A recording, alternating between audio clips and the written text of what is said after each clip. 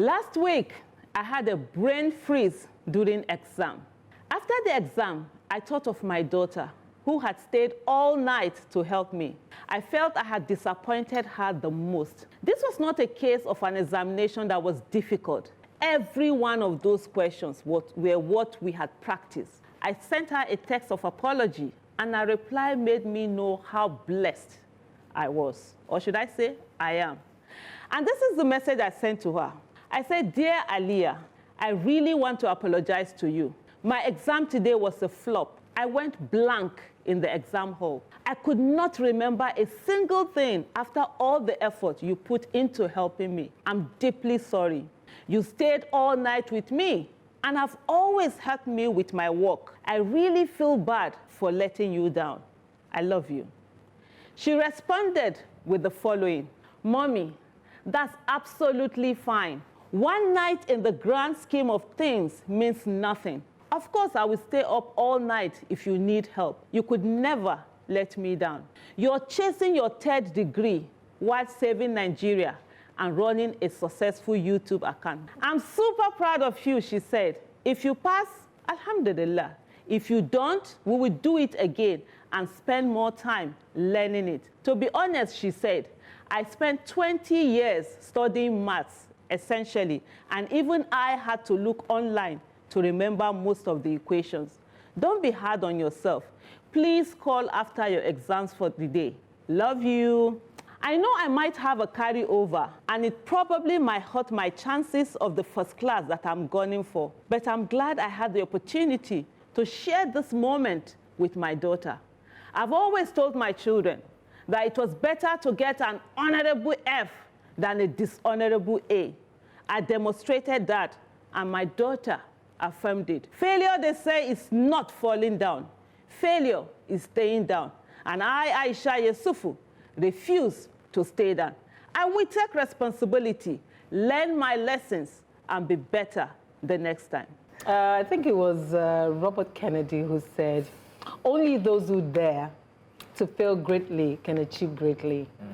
And the thing about failing and failure is that if you've never failed, you can't really advise people.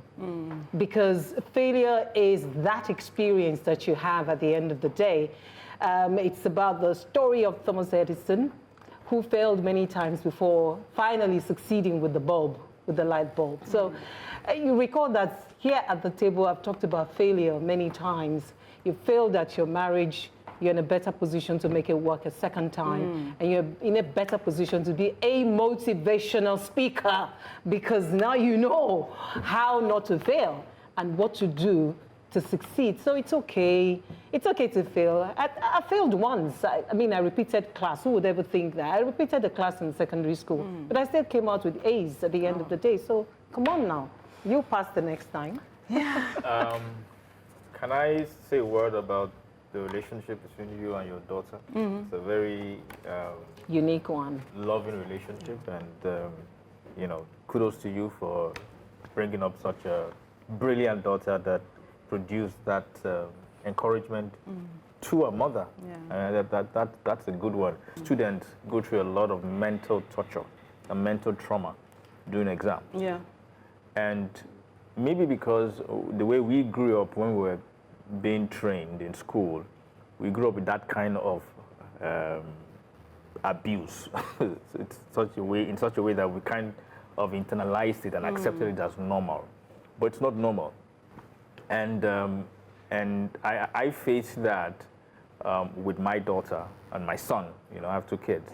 Watching them, you know, struggle with exams. And it's not like they're not brilliant. I mean, they're brilliant kids and everything.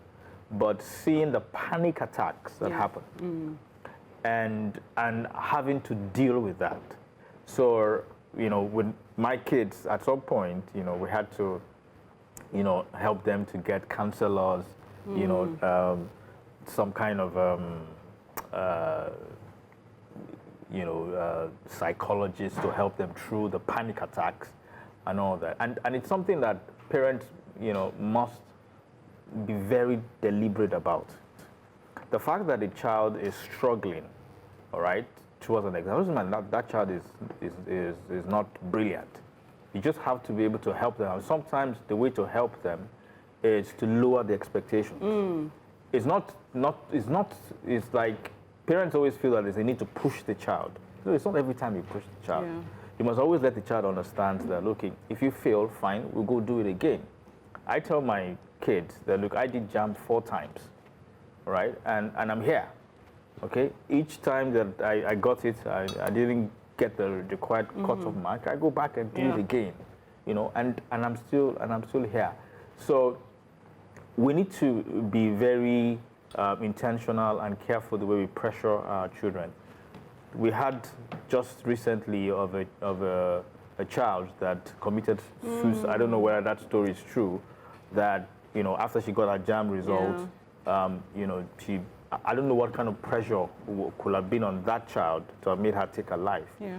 But I can almost guess that the pressure to succeed was part of it. True. So we have to let, you know, our children know that, one, we will always be, you know, by their side. We will always be in support of them.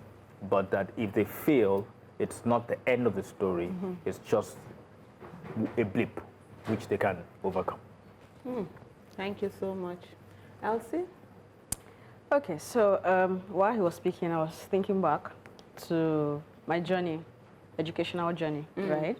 I remember clearly when I was in primary school, I was a very up there student, right? How do you mean up there?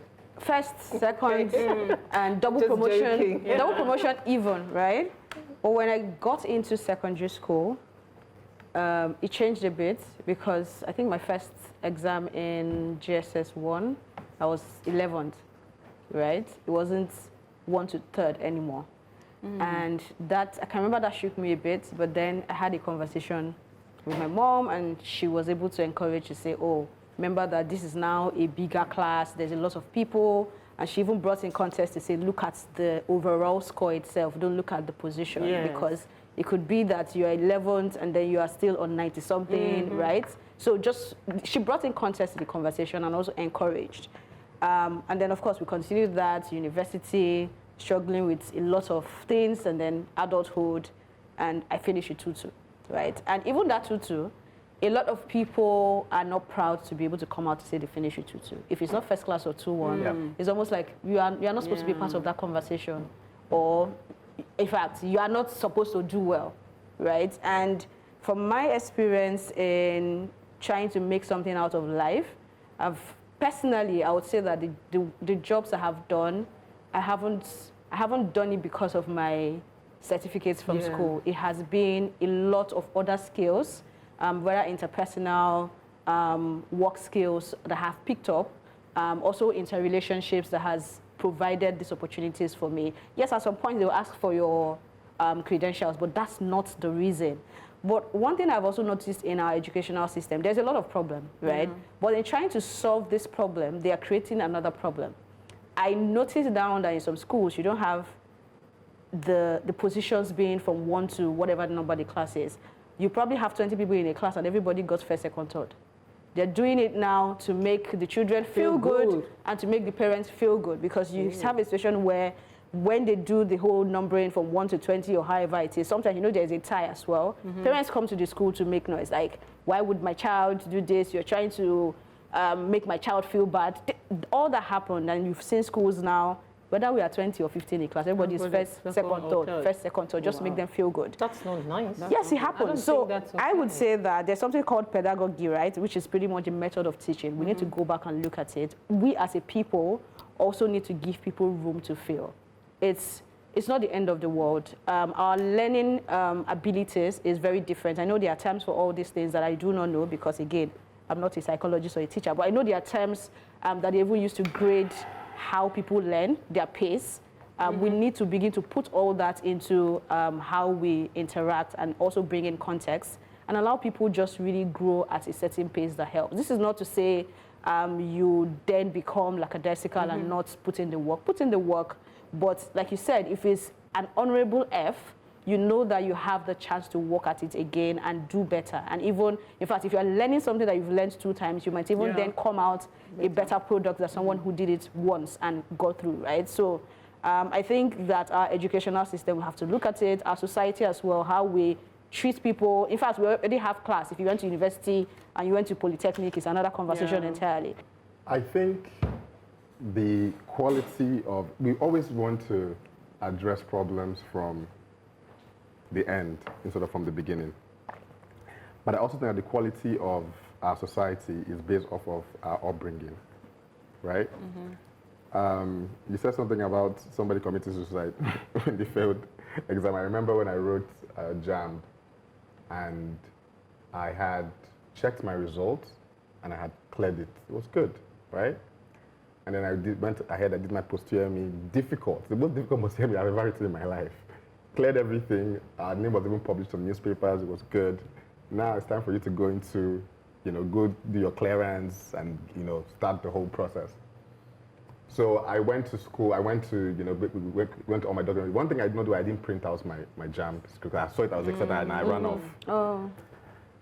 Then, they were not asking for the JAMB results and all that. So I went back to the cyber cafe to print it out. And I got there and they said the entire school was cancelled. My entire school cancelled. Why? That there was a lot of malpractice in the school, so they cancelled the entire result. That center, they cancelled the entire result. And I'm like, eh? Now, I understand the fact that you've given testimony in church, you've got it, as a teenager, you've given testimony in church that you are now, passed JAMB. You passed JAMB, JAMB you got that admission, you're about to go. So, yeah, the only reason I'm standing here today is because all the drivers were dodging, they were dodging like this. That's the reason I'm standing here today, because I could not, my dad, I could not think of going back and tell my dad that I'm not going to go to university. I entered the express, I just entered, let the car just jam me. But they were all dodging, that's the reason why I'm still standing here today. Because I can understand when your parents put you under pressure, that failure is the worst thing in life. It takes you to a whole different place. Nigerians, Africans, do not create anything new. We always want to replicate something that already exists. And creating new things requires for you to try and fail and have the confidence, first of all, to fail over and over and over again. So I think, our parents, we've become who we are today. I feel like new parents should understand. I saw a video of a kid, of a small family, and the kid, they were trying to have dinner, and then the kid poured water, and the kids started laughing. If you pour water on the table in a Nigerian home, the first thing is like, you're looking at your parents like, oh, what's about to happen? But that kid had never experienced, what's like to be like, oh, this is wrong. He doesn't even know. He just, it's okay. It's fine, it's okay. Yeah. It's fine, it's a mistake, it's okay. But in our environment, you first get a knock first. Like, what's they worry you before they start asking you why, right? So I feel like it is important for us to understand that our early behaviors and how we treat our children affects how they become as adults. I think this is the kind of advocacy where we need another advocacy instead of advocacy, because the conversation it's been quite really deep, and for me I think it's very important, just allowing children to understand that it's okay to fail and teaching them how to fail, especially those who do very well, they are very brilliant. It's worse on them. So I have 2 kids who are like opposite of each other. I have one who is dyslexic, has a learning disability, so constantly always failing.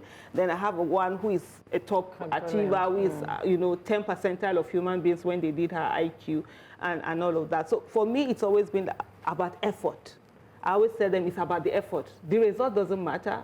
Let's focus on the effort. Did you do what you're supposed to do? If you put in the effort, no problem. Like with my son who is dyslexic, having to fail over and over again, I just kept telling him that, yeah, it's okay. I remember there was a time he called me from school, you panic, you talked about this panic, this thing. And I didn't relate until when you spoke about it now. Even as an adult, like this 15 papers I wrote, there were times I entered, I was having shortness of breath. I live by the expression, lead by example. If you're not prepared to do this, then I suggest you keep your opinions to yourself. Bam. Time to put our mouth where our money is. Let's talk grade and its price tag.